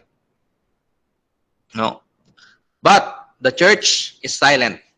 Kaya nga sa akin, sabi ko, it's a personal note, no? Na Mary died.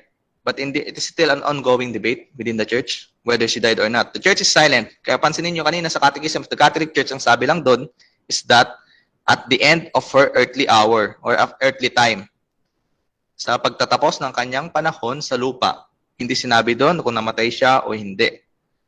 This is still, kumbaga, ito ay nire-reveal pa lang din sa atin, inaalam pa lang din natin. Does it mean na hindi, na wala sa atin yung katotohanan nito? Hindi. Sadyang limitado pa lang tayo ng ating panahon o kung whatever human limitations there is. Although binigay na sa simbahan yung buong katotohanan, hindi naman ito binigay very explicitly. Kaya nga natagalan din, diba? Dineclare itong mga dogma na to at different periods in time, no? Because we also need, the church is like a seed. Although it contains all the essentials, nandun lahat, what it needs to grow, it still needs to grow. Kailangan niya pa rin tumubo. And there will still be things that we need to learn as time passes by. So as of this moment, the church is silent whether Mary had bodily death or not. And she has currently 2 tombs. Meron siyang dalawang tomb. May Tomb of Mary sa Jerusalem, may Tomb of Mary sa Ephesus. I think the Ephesus one is held by the Orthodox Church. None of them contains her relic. So you see, in the ancient churches, they take pride, kumbaga, na meron silang mga relics ng mga saints because of the apostles, ganun. Kaya nga, doon nila ipinapangalan yung mga simbahan na ito. Meron tayong, di ba, Church of Saint John the Baptist, ganun, kasi nandun yung relic niya, ganun. But, none of the churches dedicated to Mary contains any of her relic. And take note that one of these, isa sa mga churches na ito ay hawak ng Eastern Orthodox Church na hindi naman parte or kumbaga hindi in communion with the Catholic Church. So if they really wish to kumbaga siraan ang paniniwala ito ng Katoliko, they could do so, but they won't because they don't have the evidence to do it. It's just the truth, kumbaga. Okay, next. Now, how come Mary was the Queen of Heaven and Earth? So, I could only imagine, balik tayo dun sa Annunciation. So, balik tayo sa image natin kay Mary na kagaling siguro nag-igib, kunwari. Then, maputik pa ang kanyang paa. Then, siya ay pagod, pawis. And then, suddenly, sa cave nila sa Nazareth, biglang nagdilim. Natakpan yung kanyang entrance, kumbaga. And then, nung pupuntahan ito ni Maria, nakita niya doon, sa entrance ng kanilang kuweba, sa kuweba nila mismo, kung saan siya nakatira. Kahit ganun man ang kanyang kasuotan, ganun man ang kanyang itsura, ang isang anghel na nakatayo, o baka hindi nga nakatayo eh. Ang anghel na ito, tingin ko, ay nagpapatari pa sa harap niya. Nakayuko. At ang pakpak nito ay nakababa. Nakabow sa kanya. Kasi itong angel na to, matalino. Si Archangel Gabriel. Kasi alam niya itong babaeng to magiging boss niya balang araw eh. Alam mo nangyayari? Ito ang isa sa dahilan kung bakit nalaglag si Lucifer o bakit nagrebelde si Lucifer. Kasi nai-reveal sa kanila, although hindi sinabi kung sino, na ang tao, ang humanity, is the peak of the creations. And someday they would be under man. These angels would be under man. Kasi ang topmost o pinaka-peak ng creation is the human beings. Bakit kaya siya last? Bakit siya last na ginawa ng Diyos? According to Genesis at least, bakit siya ang last na ginawa ng Diyos? Well, because according to the priestly tradition of the Jews, ang pinakahuli ang pinaka-importante. Kaya naman tuwing nagkakaroon ng procession o ng entrance sa misa, sino ang nasa pinakahuli? Ang pari, sapagkat siya ang pinaka-importante sa celebration ng misa. So, ganun yon. So, itong si Lucifer, hindi niya natanggap na ang tao ang nasa tuktok ng sanlilikha. Hindi niya kaya ng pride niya yun. Ako si Lucifer, ako pinakamaganda sa creations. Kaya yun, nagrebelde siya at natalo siya. Nalaglag siyang parang kidlat mula sa langit. Itong si Archangel Gabriel, nakita niya siguro yun. Siyempre, mautak siya. Kumbaga, although this is not canonical, huwag niyong tanggapin as canonical yung sinasabi ko. But I think this is just, this is the image of how I saw it. Archangel Gabriel was bowing down to her and said, "Hail, kahari tumini." Kumbaga. And then, sabi niya, magbubuntis ka. He shall be called the Son of the Most High, and the Lord God shall give unto him the throne of David his father. He shall reign at the house of Jacob forever, and his kingdom will be no end.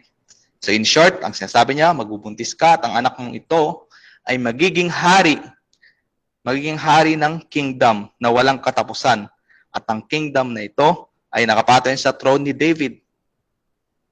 The proclamation of Jesus' kingship immediately means that Mary will be queen. And Mary knew of that fact. Kasi sa Davidic kingdom, sino ba ang nagiging reyna? Hindi ang asawa ng hari. Si David ay maraming naging asawa. Tandaan niyo yan. Ang hari ay maaring magkaroon ng madaming asawa, madami pa siyang concubines in the Davidic kingdom. But there will always be one queen. And the queen is not the wife, but it is the mother of the king. That is the Davidic kingdom. That is the kingdom of Israel. And that is what the eternal kingdom will be.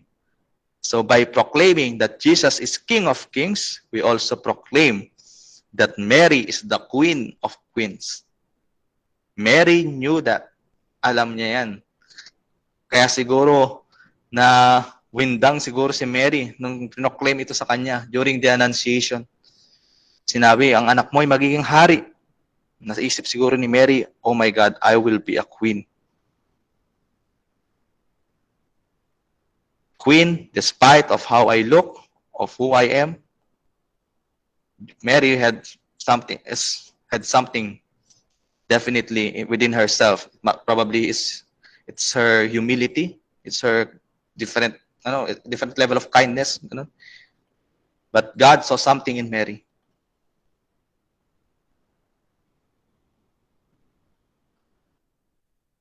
In the ancient Davidic kingdom, ito na aking sabi, okay? Both the queen and king wore a royal crown.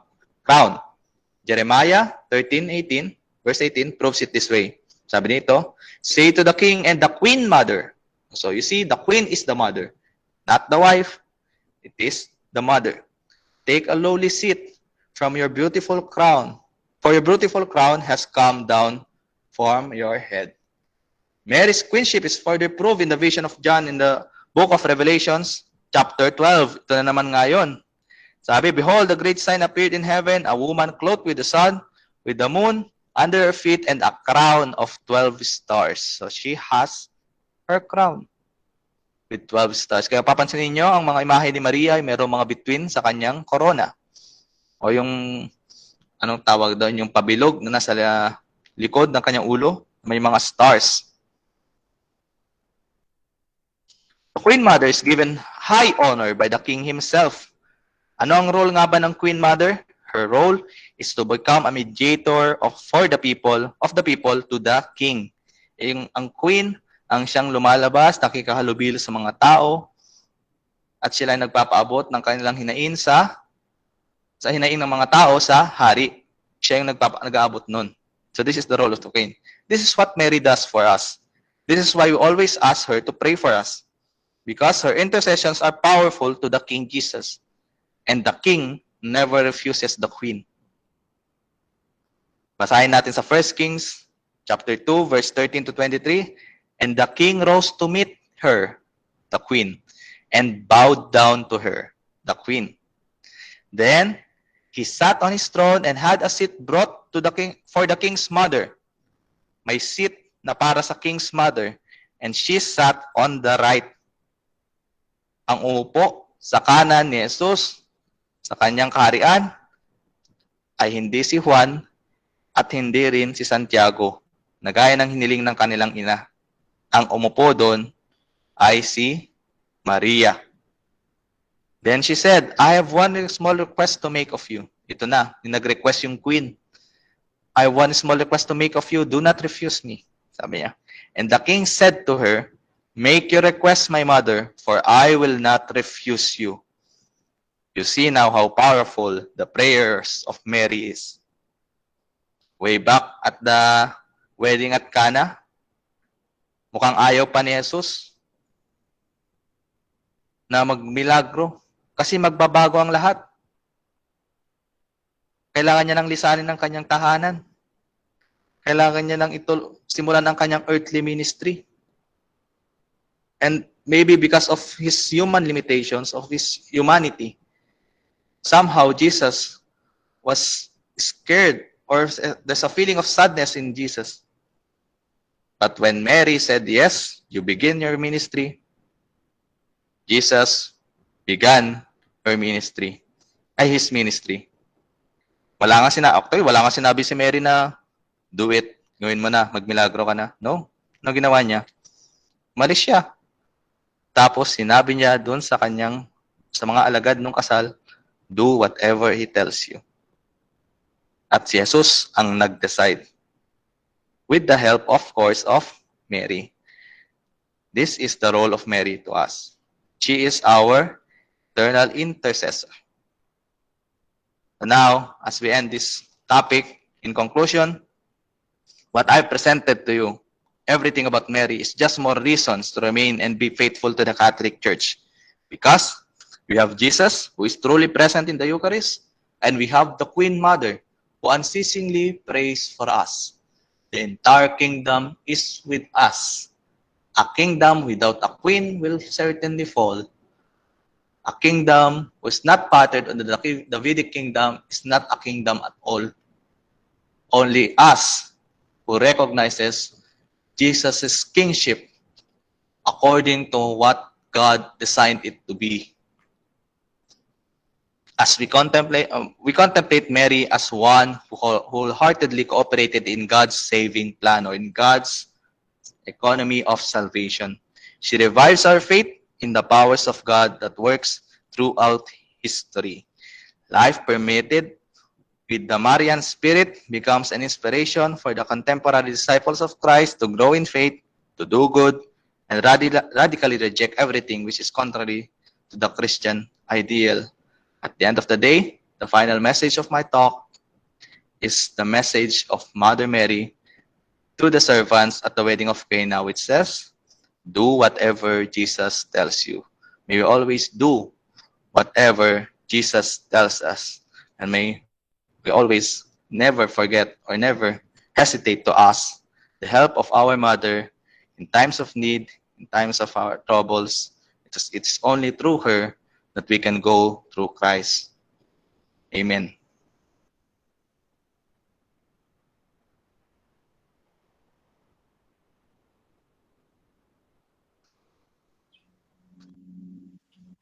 Brother Midge, tapos na po? Yes po. Ayan, so thank you so much, brother, sa pag-share ng iyong knowledge, especially sa maraming katanungan sa aming isipan regarding po kay Mama Mary. So ngayon po ay dumako po tayo sa ating question and answer. Kung meron po tayong query regarding po sa topic po na diniscuss ni Brother Midge. Ayan, if we have questions po ay i-turn on lang po natin yung ating microphone. And then kung sakali man po magsasabay-sabay, nandyan po si Brother Paul para po i-monitor po kung sino po muna yung magsasalita. Ayan, Mag-raise hand na lang siguro, brother. Mag-raise hand na lang yung mga kon. Yes, and by the way, po, sa mga magtatanong, so I would just like to give you the like what I've always said before at the start of every Q&A na, of course, I'm just a servant of God. I'm still learning. I do not have all the answers. I probably don't have all the answers for your questions, but I will try my best to give you whatever I've learned regarding your question. So kung meron man dito pa ang meron ding knowledge regarding any of the questions being thrown or being given, you can always raise them. Okay? Magtulungan po tayo.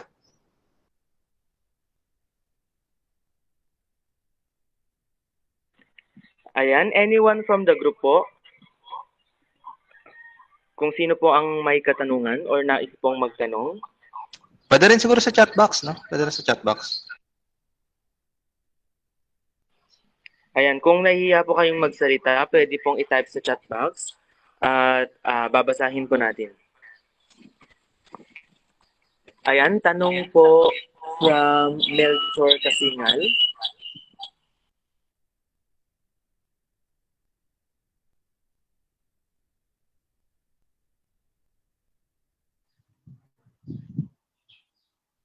Ayan, katanungan po mula kay Melchor Kasingal, isang JMY po.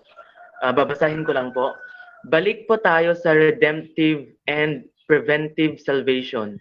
Sinabi niyo po na binyagan ang sanggol. Sa pagkakaunawa ko sa Marcos chapter 6 verse 16 na kailangan sumampalataya bago bautismuhan. Yung bata po ba may karunungan na po ba para bautismuhan? At bakit hindi po palulubog ang pagbabautismo? Ayun po, Brother Midge, ang katanungan ni Melchor po. Okay. Maraming salamat sa yung katanungan. No? Although this question is more connected to the topic of infant baptism, no? But I would just like to give my thought regarding this question. Okay, sa pagkakaunawa ko sa Marcos 16:16, kailangan sumampalataya bago bautismuhan. Well, brother, if you're going to study the verses which talks about baptism, it doesn't give us the definite formula of which goes first, whether you teach them, we teach them first, or then you baptize them, or you baptize them first, or you teach them. Kasi if we're going to base only on Marcos 16:16, gaya na sinabi ko kanina, we should always look at the Bible in its whole context, hindi lang pwedeng nasa isang verse lang tayo.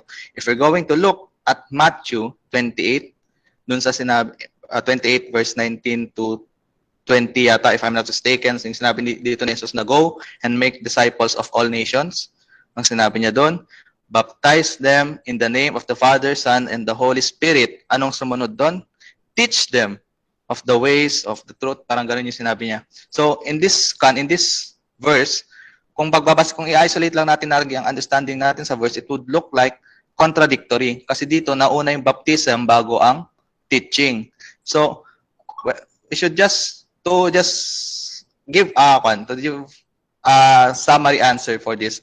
Wag nating, let's not look at the Bible as giving us the definite formula of how baptism should be. And besides, there's a verse in Acts. I think I'm not really sure. I think this is Acts 2. I have very bad memory when it comes to verses. So I think this is in Acts 2 when the entire household of a follower was baptized by Peter. So in the entire household, does it exclude the children? Hindi naman sinabi doon na except the children who has knowledge. Ang sinabi doon is that entire household. And in the case of children, kapag ganito, we should always keep in mind that it is possible that the faith of the parents would be taken into consideration in this, na ang magme-merit sa faith ng ibang tao ay yung ibang tao. Let's look at the example of how the paralytic man was taken to Jesus through the roof of Peter. Ito yung binaba nila galing sa bubong. Who showed the act of faith in that scenario? The one who showed the act of faith in that scenario is the friends of those, o kung sino man yung kamag-anak niya man siguro yung nagbaba sa kanya sa bubong. But who benefited from that? The benefit was given to the paralytic man. So, ganoon lang din. Unang assumption na iwasan natin is that the Bible gives us which goes first when it comes to baptism. Ang binigay lang sa atin is that as long as it uses the Trinitarian formula. And second assumption that we should avoid is that the merits of faith can only be given to oneself or to a certain person. And also when it comes to dun sa paglulublob, well, a very practical answer would be there's a symbolic baptism, there's salvific baptism na tinatawag. The manner of which the sacrament is done is, kumbaga, hindi siya nagbabase doon sa exact manner. It rather bases on the authority of who does it. Kumbaga, what's the Greek term, Latin term for it? I think that's ex opere operanti. If not, I'm not really sure. Basta ganun. The sacrament works. Brother. Ex opere operare. Operare. And ex opere operantis. Ganun po. So, thank you, Father. It works despite of the manner, kumbaga, kahit ilublob mo man siya, o kahit lagyan mo lang siya ng tubig na onti sa kanyang ulo, as long as there's water, as long as there's the basic structure of the sacrament, then it will still work. Kumbaga. Then, kung isipin kasi natin, kung i-isolate lang natin ang baptism when it sa paglulublob, kumbaga, then paano naman siguro yung mga, at that time, no? Paano naman siguro yung mga lugar na malalayo sa tubig? Wala naman silang ilog, wala naman silang So, I think we should avoid those thinkings, no? Yung binigay kong tatlong yan. Kasi kung gagamitin din naman natin yung logic nila, na dapat paglulubog lang din, nagkakaya lang din dapat ng nasa Bible mismo, And then, invalid na rin yung mga nagbibinyag sa swimming pool. Invalid na rin yung mga nagbibinyag sa drum. Mga nagbibinyag sa kanal o kung saan pa man. Ang sakramento ay dapat ginagawa sa sagradong lugar. Okay? And I think the most sacred place for that is the church. Dahil lang, iwasan na natin yung ganung thinking, no? Yung mga binigay ko kanina. I think that would be giving the answers for the assumption made in these questions. Brother Midge, meron lang akong idadagdag. I am so happy sa sagot ni Brother Midge dahil talagang yun ang sagot ng simbahang Katolika. Isa pa yung sinasabi ni Brother Midge doon sa Bible na basis ng infant baptism ay makikita sa Acts of the Apostles chapter 2 and Acts of the Apostles chapter 8 na thousands of people are being converted to Catholic faith. Pero maganda rin po, may sabi ko lang, Brother Midge, there is this certain sinabi ng isang cardinal about this, that the baptism for infants is really obeying the statement of the command of God. Remember, sinabi nga ni Brother Midge na yun ang utos talaga ni Jesus. Baptismohan nyo sila sa ngalan ng Ama at ng Anak at ng Espiritu Santo. Wala namang agad na sinabi si Jesus na i-seminar nyo muna o kailangan ganito munang edad. Pero syempre, logic speaks na mas magandang sabihin nating gawin ang pananampalataya kapag naiintindihan. Pero, kumbaga, statement number 2 na lang yun na tayo ay dapat na naiintindihan muna ang ating pananampalataya bago natin tanggapin. Ang una muna dapat na iniisip, sabi ng cardinal na yon, ay yung first statement. And what is that statement? Jesus said, baptize them in the name of the Father and of the Son and of the Holy Spirit. So there is an urgency, nagmamadali tayo, na ang mga anak ng Diyos ay makonsecrate sa Kanya. Yun lang po. Thank you. Yes po, Father, I agree. Ganun nga po yun, so let us avoid thinking na ang bautismo ay para lamang na may certain formula na binigay, na process na binigay sa Bible when it comes to this. Kaya basta ang instruction sa atin is to baptize them all. Hindi naman sinabing except the children below the age of reason. This would be better answered when we have our topic on sacraments. Pero soon, we will set another seminar. Kasi buong taon naman tayo magkakaroon ng seminars. And thank you so much, Brother Midge. And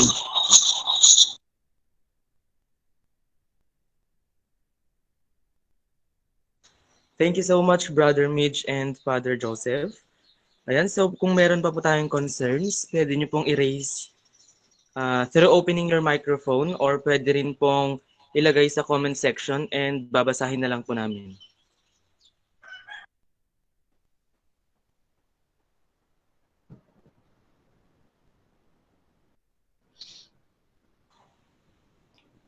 Ayan mga kapatid, meron pa po ba tayong katanungan or concern po? Baka meron din tayo sa Facebook Live natin, brother.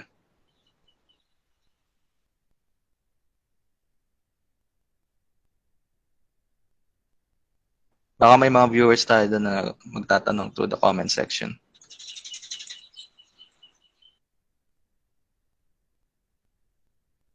Yan pa, wag mo tayo matakot magtanong. Okay lang po yun. Kasi ako mismo, nagsimula lang din ako sa pagtatanong.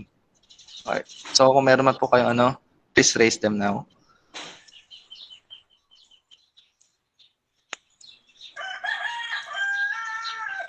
Ayan, Sa Brother mga kapatid Paul, natin sa ibang bansa na nakikinig ngayon, pwede po kayong magtanong.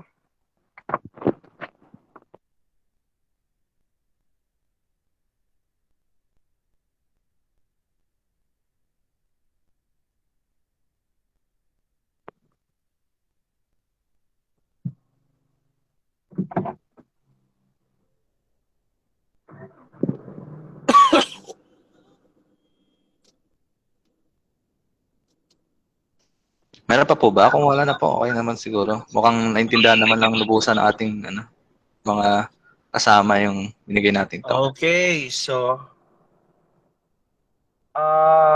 meron pang isa. Ayan, meron. Humabol. Meron isa humabol. Sige, sige. Kala ko ito. Sige, sige. Okay, go. Okay lang po tayo, ano na lang natin to, na ang tanong niya is about sa rosary. Ang gagawin ko na lang po ganito, no? Kasi meron tayong topic on rosary on the last session natin dito sa ating Marian webinar series.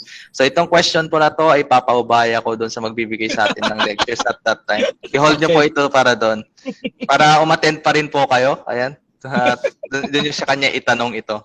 Although gusto ko kaya ko man ibigay yung sagot ito, gusto ko man din ibigay yung sagot na, pero yun nga po, mas fitting kumbaga na ang sasagot nito ay magbibigay ng topic sa atin tungkol sa rosaryo, kung bakit tayo nag-rosaryo at kung saan ang biblical origin ng rosary. Ayan, yes, I agree also po. For the questions po nating i-raise, if possible, is yung pinaka-related po sa topic na na-discuss, especially po ay na-divide po yung topics na yung iba po ay related sa mga susunod pa pong session. Kaya agree din po ako na yung sagot ay maaaring ibigay pagdating po nung mismong topic po na i-discuss. Yes, yes.